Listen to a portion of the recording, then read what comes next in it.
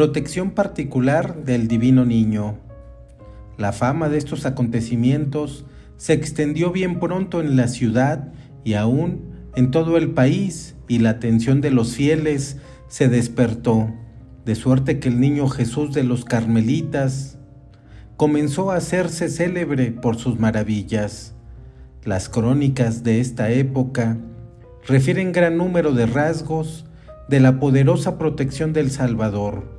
Nosotros señalaremos solamente 3. Primera, el niño Jesús ayuda en la vida religiosa.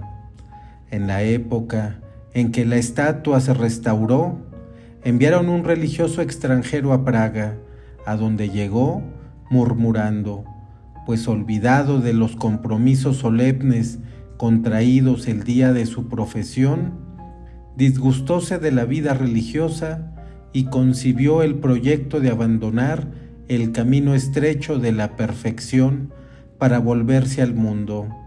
No ocultaba a nadie su intención, y todos le veían infringir la regla, despreciar la soledad del claustro y resistir abiertamente a la autoridad.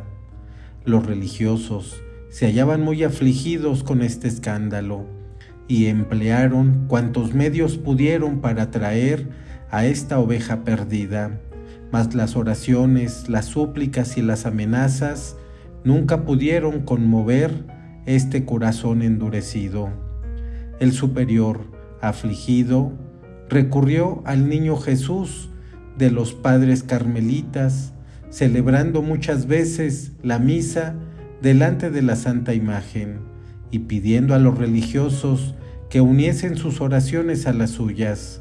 El divino niño tenía sus designios, pues muchas veces deja caer para levantar y hiere de muerte para dar la vida. Y esto sucedió cabalmente al culpable, pues se enfermó de una fiebre violenta y de un mal incurable en una pierna, y el médico, después de un serio examen, declaró que era preciso escoger entre la amputación del miembro enfermo y la muerte. El pobre, endurecido, derribado bajo la mano poderosa del Señor, entró dentro de sí, comprendió la extensión de su falta, humillóse delante de Dios y pidió perdón a la comunidad con las señales del más sincero arrepentimiento, y después de haber recibido los sacramentos con mucho fervor, entregó su alma a Dios el día 30 de abril de 1639. Número 2. El niño Jesús, auxilio en la familia. El mismo año y en el mes de julio, una señora muy noble, Isabel Kologroat, baronesa de Lobkowicz, experimentó los efectos de la protección del niño Dios. Hacía mucho tiempo que estaba enferma y, habiéndose agravado su mal, concluyó por perder el uso de la palabra y del oído. Los médicos más sabios eran de opinión que el mal era incurable, la muerte avanzaba a grandes pasos, cuando el varón su esposo, superintendente de la Bohemia, tuvo el pensamiento de recurrir al divino médico, a ese niño Jesús que escuchaba todas las peticiones. La agonía comenzaba cuando recurrió al convento de los Carmelitas, suplicando al prior que le enviase un religioso con la hermosa estatua. El padre Cirilo fue el encargado de llevarla, y la acercó a los labios helados de la moribunda. Ésta la besó devotamente y prometió al divino niño mostrarse reconocida si le concedía la curación que solicitaba. El padre Cirilo le dio la bendición y quiso retirarse con su precioso tesoro, mas a instancias del varón dejó la estatua cerca de la enferma. Apenas el padre había vuelto a su convento, cuando la piadosa baronesa recobraba la palabra y el oído, y pocos días después recobraba la salud. Los dos esposos prodigaron al celestial y pequeño médico los testimonios de su reconocimiento. le ofrecieron una corona de oro y adornaron el nicho donde estaba con una lámina de plata y una llave del mismo metal. El varón fue por toda su vida un generoso bienhechor del convento y regaló a la iglesia una lámpara de plata que debía arder delante de la estatua milagrosa. Mencionemos aquí un incidente notable.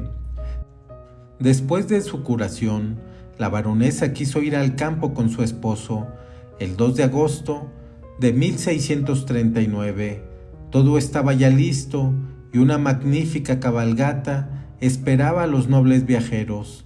Los esposos ocuparon su lugar en el carruaje y se da la señal de la partida, mas los caballos no se mueven, el cochero se violenta y azota, y los animales se encabritan y arrojan espuma y no pueden avanzar un solo paso. La baronesa se pone a reflexionar sobre la causa de esta dificultad de ponerse en camino y recuerda haber dejado en su casa la estatua milagrosa para gozarla después de su vuelta. Entonces comprende que el niño Jesús no quiere quedar abandonado y manda llamar al padre Cirilo para que recobre su tesoro. Y al punto, los caballos parten al galope, haciéndose el viaje sin ningún contratiempo. Esa maravilla junta al celo y al reconocimiento de los varones de Kologroat contribuyó mucho para extender la devoción del niño Jesús entre la nobleza de la Bohemia. Número 3. El auxilio del niño Jesús entre la patria y el imperio. Hacía poco más de un mes que habían pasado los hechos que acabamos de referir. El 29 de agosto de 1639, 30,000 suecos al mando del general Banner marchaban a poner sitio a Praga. La ciudad no estaba en estado de defenderse. El espanto reinaba por todas partes y el peligro era tan apremiante que la cámara pensaba huir con las insignias del reino. En el Carmelo no se perdió la confianza. El prior había manifestado a los padres el peligro que corría la patria y la religión, y los había exhortado a orar mucho al niño Jesús. El cañón tronaba con fuerza, y el enemigo había abierto una brecha en la muralla que rodeaba la ciudad. Los hijos de Santa Teresa perseveraban en la oración y pasaron la noche a los pies de su adorado niño. Ofrecieron el sacrificio de su vida por la fe y por la patria, y prometiéndole una capilla particular si se dignaba libertarlos. Al día siguiente se vio que el enemigo había levantado el sitio y que la ciudad estaba libre. No se encontraron en el campo enemigo más que algunos prisioneros austriacos abandonados en la precipitación de la partida, los cuales refirieron que el enemigo había tomado sus disposiciones para caer sobre la ciudad de improviso, mas que en el momento señalado para el ataque, un correr había venido a prevenir al general que se retirase prontamente, porque las tropas corrían los más grandes peligros. Lo que se denunciaba al general no se sabe exactamente, pero lo cierto es que a las 2 horas dejaba el ejército a Praga y sus habitantes habían escapado al pillaje y a las venganzas de un implacable enemigo. En acción de gracias se cantó el Te Deum delante del Divino Libertador. En el mes de septiembre del año siguiente, en 1640, Fernando III, con el fin de restablecer la paz, convocó una dieta de Ratisbona. El emperador, la emperatriz, toda la corte imperial, los delegados de los príncipes electores y gran parte de la nobleza alemana se encontraban reunidos en la ciudad bávara. El general de los ejércitos suecos concibió el proyecto de caer sobre la ciudad y apoderarse del emperador y de los miembros de la dieta. Todo le favorecía: los caminos endurecidos por el hielo y el Danubio cubierto por una capa de hielo bastante espesa para soportar un ejército. Ratisbona no estaba en estado de sostener un sitio. El emperador, advertido del peligro, envió correos a todos los generales y al superintendente de Bohemia. El barón de Kolograd, horrorizado de la inminencia del peligro, acudió a los carmelitas pidiendo oraciones al niño Jesús. Los religiosos permanecieron de día y de noche en oración y renovaron la promesa de erigirle una capilla particular. En Ratisbona, el emperador, la corte y el pueblo suplicaban a la Madre de Dios que lo salvase. Tal fe debía obtener su recompensa. La temperatura cambió, el deshielo se produjo repentinamente y el Danubio, arrastrando enormes trozos de hielo, se volvió como una barrera intransitable. El general Banner se limitó a lanzar a la ciudad 500 balas de cañón, que no causaron ningún daño, y se apresuró a tocar retirada para escapar de las tropas imperiales que llegaban de todos lados. El barón de Kolograd experimentó también personalmente la protección del niño Jesús, pues las magníficas propiedades que poseía en los contornos de Ratisbona, expuestos a los daños del ejército extranjero, las puso bajo la guardia del divino niño, prometiéndole 200 ducados si se dignaban preservarlas. Y un día que pedía esta gracia delante de la Santa Imagen, supo que los suecos habían dejado el país y que sus bienes no habían sufrido ningún daño. El 19 de marzo, fiesta del Señor San José, depositó la limosna prometida a los pies de su divino protector. Robo sacrílego. Terribles castigos. El niño divino, que recompensaba con tanto amor la devoción y la confianza que le manifestaban, castigaba de una manera terrible las injurias y las irreverencias que recibía. En ciertas fiestas sacaban la estatua milagrosa del oratorio del convento para exponerla a la veneración de los fieles en la iglesia. En las fiestas de Navidad de 1639, una señora noble, cuyo nombre callamos, estando en oración delante de la Santa Imagen, sintió un deseo vehemente de poseerla y, dejándose llevar de la tentación, ordenó a 2 criados suyos sacasen de su tabernáculo al amable niño Jesús. Y en efecto lo sacaron, lo envolvieron y lo llevaron precipitadamente a casa de su señora, dejando sobre el altar la corona de oro y los adornos de valor.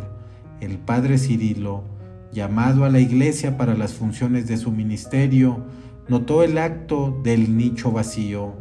¡Qué angustia fueron estas para su alma! Buscóle en todos los rincones y, no pudiendo descubrir la preciosa estatua, se puso en oración delante del tabernáculo, derramando copioso llanto. Una voz interior le dijo: «Consuélate, que la estatua se encontrará y el raptor sacrílego será castigado». Lleno de confianza, el buen padre se fue al refectorio a comer con la comunidad. Al ponerse a la mesa, le llamaron para que asistiese una moribunda, y fue luego sin sospechar que la casa donde iba ocultaba su tesoro. El padre se encontró delante de una camarera súbitamente atacada de la peste que asolaba entonces la ciudad. Esta joven, por el temor de la muerte, se arrepintió y confesó al padre el robo sacrílego que había ejecutado con uno de sus compañeros. Humillándose por su falta y reconociendo el castigo de Dios, el Señor, lleno de misericordia, se dejó mover de su arrepentimiento y le devolvió la salud. La señora confesó el hurto, mas se negó obstinadamente a restituir la imagen, si no es que se le diese otra estatua semejante. El padre Cirilo, dichoso con volver a poseer su tesoro, prometió lo que se le pedía sin reflexionarlo, y se apresuró a llevar la estatua a su convento. El castigo debía hacerse sentir más aún. La camarera, que había insistido en su falta, fue atacada también de la peste y murió rehusando los últimos sacramentos. La señora, que había mandado a cometer el hurto sacrílego, fue presa de violentos dolores de gota en los pies y en las manos, y de otros dolores más penosos que le impedían aún levantarse de su lecho. Ni ella ni su familia habían padecido esta enfermedad, y el mal hizo tantos progresos que bien pronto se vio reducida al último extremo, y no se necesitó menos para abrirle los ojos a la extensión de su falta. Mas luego que se arrepintió, el divino niño, a quien había ultrajado, le devolvió la salud, dejándole en el corazón una llaga que siempre seguía sangrando. Esta señora no tenía más que un hijo que era su gozo y su esperanza. Este desgraciado joven, olvidando la nobleza de su origen, se apasionó de una pobre sirvienta, y el mismo día del robo sacrílego y a la misma hora en que se estaba cometiendo, él deshonraba a su familia desposándose sin que su madre lo supiese. Con esta persona de tan baja extracción, parece que Dios quiso hacerle pagar con el deshonor de su hijo, el deshonor que ella había hecho a su propio hijo. Ese mismo día, unos salteadores arruinaron completamente una propiedad que tenía en el campo. Además, fuele necesario dejar la habitación que ocupaba en Praga, porque desde el instante del robo hasta su restitución, un terror misterioso se había apoderado de las personas que habitaban en ella, lo que, sabiendo el propietario, la despidió. Las personas de su familia no querían tratar con ella por el matrimonio inconveniente de su hijo, de suerte que, abandonada de todo el mundo, se vio reducida al aislamiento y aún a una pobreza vergonzosa.